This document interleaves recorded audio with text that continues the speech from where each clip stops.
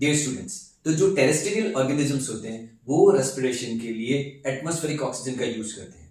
अब ये जो एटमॉस्फेरिक ऑक्सीजन है वो उनकी बॉडी में पहुंचेगी कैसे? तो उनके लिए क्या होते हैं, अलग अलग ऑर्गन्स होते हैं अलग अलग एनिमल्स के। तो ये जो ऑर्गन्स होंगे वो क्या करेंगे, ऑक्सीजन को एब्जॉर्ब करेंगे। इन ऑर्गन्स के स्पेसिफिक स्ट्रक्चर होता है जिससे क्या बढ़ा देते हैं, अपना सरफेस एरिया बढ़ा देते हैं।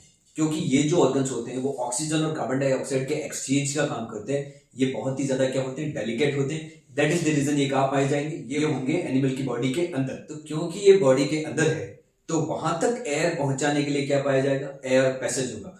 कोई ना कोई ऐसा मीन्स होगा जिससे एयर जो है, ऑक्सीजन जो है वो उन ऑर्गन्स तक पहुंच सके।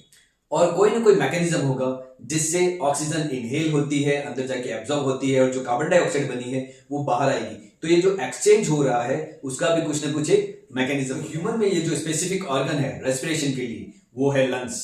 और ह्यूमन में ये जो एयर है वो एटमॉस्फेरिक एयर एंट्री कहां से करती है, वो करती है नॉस्ट्रिल से। तो नॉस्ट्रिल क्या चीज है, आपकी जो नोज है उसके आगे के जो दो होल दिख रहे हैं वो आपके क्या है, नॉस्ट्रिल्स है। तो एयर यहां से एंट्री करती है, नॉस्ट्रिल से एयर एंट्री करेगी और आएगा नेसल पैसेज। मतलब ये जो एरिया आपको दिख रहा है this is your nasal passage.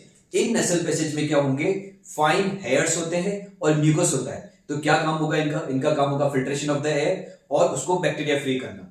ठीक है, देखिएगा अब जो ये फाइन हेयर्स होते हैं वो क्या करेंगे, वो डस्ट पार्टिकल को रोकते हैं। देन म्यूकस क्या करेगा, उसको वहां पे स्टिक कर देगा। जो भी पार्टिकल्स आएंगे, डस्ट के पार्टिकल्स आएंगे, उनको क्या करेगा, इस नेसल पैसेज में स्टिक कर देगा, चिपका देगा। और ये जो नेसल पैसेज है वहां ब्लड की फाइन कैपिलरीज होती है। और ह्यूमन ब्लड कैसा होता है, वो होता है वार्म। कैसा होगा, वार्म होता है। तो ये जो अंदर का जो ये एनवायरमेंट है, इस नेसल पैसेज के अंदर का एनवायरमेंट, क्योंकि यहाँ पे बहुत सारी फाइन ब्लड कैपिलरीज है, दैट इज द रीजन यहाँ का एनवायरमेंट कैसा होता है, वार्म होता है। और ये जो बैक्टीरिया वगैरह जो एंट्री करते हैं अपने एयर के थ्रू, तो वो क्या होते हैं, वहां पे मर जाते हैं। तो फाइनली क्या काम कर रही है, ये जो नेसल पैसेज वो क्या कर रही है, by the means of fine hair, mucus and blood capillaries जो है, जो वार्म बना देती है नेसल पैसेज का एनवायरमेंट, उससे क्या कर रही है, ये एयर को फिल्टर करने का काम करती है। नेसल पैसेज के बाद एयर फेरिंक्स, लैरिंक्स से होते हुए ट्रेकिया में आती है। ट्रेकिया क्या चीज है, trachea is a wind pipe. जैसे हमारी ईसोफेगस फूड पाइप होती है, वैसे ही ट्रेकिया क्या है, विंड पाइप। वहां से क्या एंट्री करेगी, वहां से एयर अंदर जा रही है। नाउ ये एयर यहां पे क्या होते हैं, रिंग्स ऑफ कार्टिलेज होते हैं। ये क्या करते हैं, इस विंड पाइप को कोलैप्स होने से बचाते हैं। ठीक है, कार्टिलेज की रिंग्स होती है इसके चारों ओर, इस पाइप के चारों ओर, ताकि वो गिर नहीं जाए। नेक्स्ट, ये जो एयर है वो यहां से होती है, कहां आएगी, ये आएगी ब्रोंकाई में। मतलब ये जो ट्रेकिया जिन दो पार्ट में डिवाइडेड है वो पार्ट कहलाता है ब्रोंकाई। ठीक है, ये ब्रोंकाई आगे अलग अलग, जैसे एक ब्रोंकाई इस लंग में गया और ये ब्रोंकाई इस लंग्स में चला गया। ठीक है, देयर आर टू लंग्स। तो एक लंग में ये जा रहा है, ये वाला ब्रोंकाई, और ये इस वाले लंग में जा रहा है, ये वाला ब्रोंकाई। ये डिवाइडेड हो गया। नाउ ये जो ब्रोंकाई है वो आगे फर्दर डिवाइडेड होकर क्या बनाते हैं, ब्रोंकियोल्स। इन स्ट्रक्चर को कहते हैं फाइन ब्रांचेस लाइक स्ट्रक्चर होते हैं, ब्रोंकियोल्स कहलाते हैं। दोनों ही लंग्स में ब्रोंकियोल्स बनते हैं। देन ये जो ब्रोंकियोल्स है वो आगे जाकर कहां खुलते हैं, ये खुलते हैं एल्वियोलर सैक में, जिसको हम लोग एल्वियोलाई बोलते हैं। कहां खुलेंगे, एल्वियोलाई में। मतलब ग्रेप्स लाइक स्ट्रक्चर होते हैं, छोटे छोटे अंगूर के गुच्छे जैसा स्ट्रक्चर होता है। उसमें क्या होगा कि जो पीछे जो सबसे बड़ी वाली जो ब्रांच है वो क्या है, ब्रोंकाई है। फिर अलग अलग अलग डिवाइड होगी, वो क्या बन गई, ब्रोंकियोल्स बन गई। और लास्ट में वो किसमें खुलेगी, वो खुलेगी एल्वियोलर सैक में, जिसे हम और क्या कहते हैं, एल्वियोलाई कहते हैं। छोटे से गोल गोल अंगूर जैसे स्ट्रक्चर्स होते हैं। ठीक है, लंग्स को मैकेनिकल शॉक से बचाने के लिए, आउटर शॉक से बचाने के लिए क्या होते हैं, यहाँ पर ये जो पोर्शन है ये सब क्या है, ये रिब्स है। ठीक है, रिब केज के अंदर लंग्स क्या रहते हैं, सेफ रहते हैं। तो दो लंग्स हो गए, और ये क्या हो गई, रिंग्स ऑफ कार्टिलेज हो गई। ये ट्रेकिया हो गया, ट्रेकिया के ऊपर रिंग्स ऑफ कार्टिलेज है।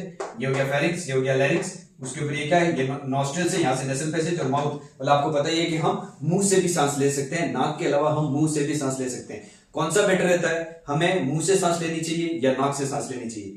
तो हमें नाक से सांस लेनी चाहिए। क्यों? क्योंकि नाक से अगर हम एयर इनहेल करते हैं तो क्या होगा कि वो फिल्टर हो जाएगी। क्यों? क्योंकि वहां पे क्या है, वहां पे फाइन हेयर से जो डस्ट पार्टिकल को रोक देंगे। वहां पे म्यूकस है जो वहां पे उसको क्या कर देगा, चिपका देगा। और थर्ड क्या है, वहां पे फाइन कैपिलरीज है ब्लड की, जिससे इसका जो एरिया है वो कैसा रहता है, एनवायरमेंट वो रहता है वार्म रहता है, जिससे ब्लड बैक्टीरिया वगैरह जो होंगे जो उस टेम्परेचर में सर्वाइव नहीं कर सके, वो वहां पे क्या हो जाएंगे, वहां पे मर जाएंगे।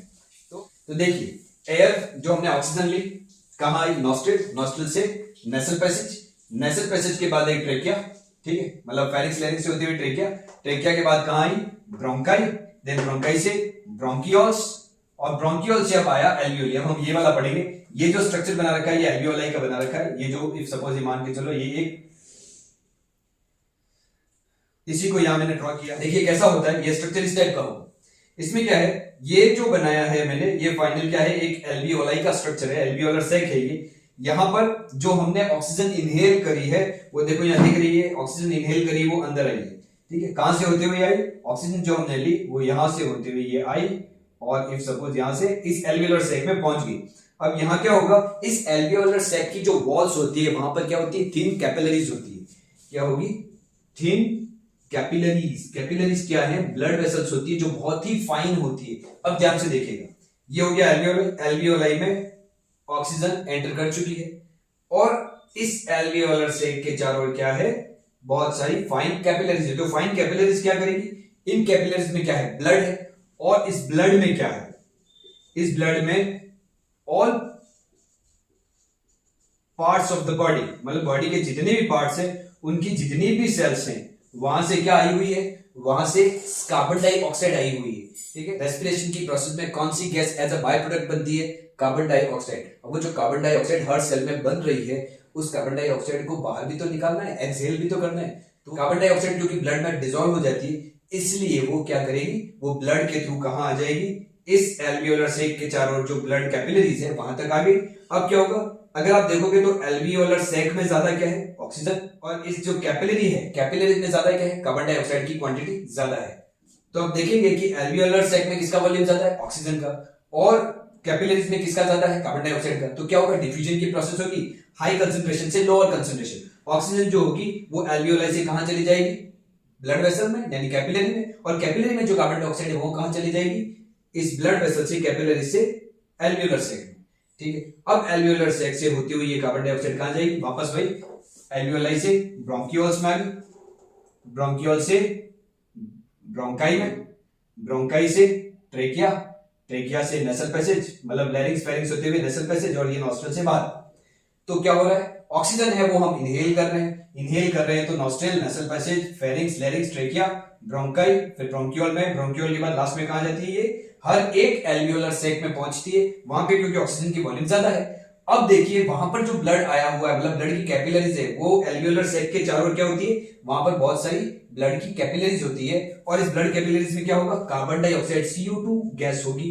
क्यों? क्योंकि हर एक सेल में रेस्पिरेशन के बाद जो बाय प्रोडक्ट गैस बनती है वो CO2 होती है, जिसको हमें क्या करना होता है? हमें एक्सहेल करना होता है। तो वो जो कार्बन डाइऑक्साइड गैस है वो क्या होगी? वो ब्लड में डिसॉल्व हो जाएगी। ब्लड में डिसॉल्व होने के बाद वो कहां पहुंची? यहां पर, मतलब हर एक एल्वियोलर सैक के चारों ओर। तो इस ब्लड कैपिलरीज में क्या है? CO2, अंदर क्या है? O2। तो O2 क्या करेगा? O2 कहां चला जाएगा? ब्लड कैपिलरी में, ठीक है, डिफ्यूजन के थ्रू। और CO2 इस कैपिलरी से कहां जाएगा? एल्वियोलर सैक में, और फिर वापस उसी रास्ते से, मतलब ब्रोंकियोल्स, ठीक है, bronchioles, bronchi, trachea, larynx, pharynx, nasal passage, और बाहर। तो ये एक प्रोसेस है। इसमें क्या है? ये जो एल्वियोलाई है वो क्या कर रहे हैं? ये उसके सरफेस एरिया को बढ़ा रहे हैं। और देखिएगा इसमें एक और चीज होती है कि ये लंग्स ऑलवेज अपने अंदर कुछ रेसिडुअल अमाउंट ऑफ एयर बचा के रखते हैं, क्योंकि मैकेनिज्म हो रही है oxygen inhale, carbon dioxide exhale. यहां पर जो ये एल्वियोलर सैक में जो प्रोसेस हो रही है, ठीक है, डिफ्यूजन की प्रोसेस, तो इसमें क्या थोड़ा टाइम लगता है। ऑक्सीजन प्रॉपर एब्जॉर्ब हो सके और CO2 रिलीज हो सके, उसमें थोड़ा टाइम लगता है। तो उस टाइम के लिए क्या होता है कि कुछ गैस जो होती है, कुछ एयर होती है, वो रेसिडुअल रहती है लंग्स में, ताकि इनको प्रॉपर टाइम मिल सके। अब मैंने आपको एक चीज तो बताई कि CO2 जो है वो हर एक सेल से ब्लड के थ्रू कैसे जाता है? ब्लड में डिसॉल्व हो जाती है CO2 गैस। ऑक्सीजन गैस जो एयर में है वो जब ब्लड के अंदर आती है तो वो ब्लड के थ्रू कैसे सेल तक पहुंचती है? देखिएगा, जो ऑक्सीजन गैस है वो ब्लड में डिसॉल्व नहीं होती है, it does not dissolve in blood. Carbon dioxide तो हो जाती है, दैट इज द रीजन वो ब्लड में डिसॉल्व होकर कहां आ जाएगी? वो आ जाएगी एल्वियोलाई तक, और फिर यहां से बाहर। पर जो ऑक्सीजन गैस हमने इनहेल करी है वो कैसे हर एक सेल तक पहुंचेगी? तो उसके लिए क्या है? एक रेस्पिरेटरी पिगमेंट होता है, ठीक है। You must be knowing the name, because अब तक आपने कई बार इसको पढ़ा होगा, ठीक है। रेस्पिरेटरी पिगमेंट है, ब्लड में ही होता है। हीमोग्लोबिन कहां होता है? ब्लड की RBC में होता है।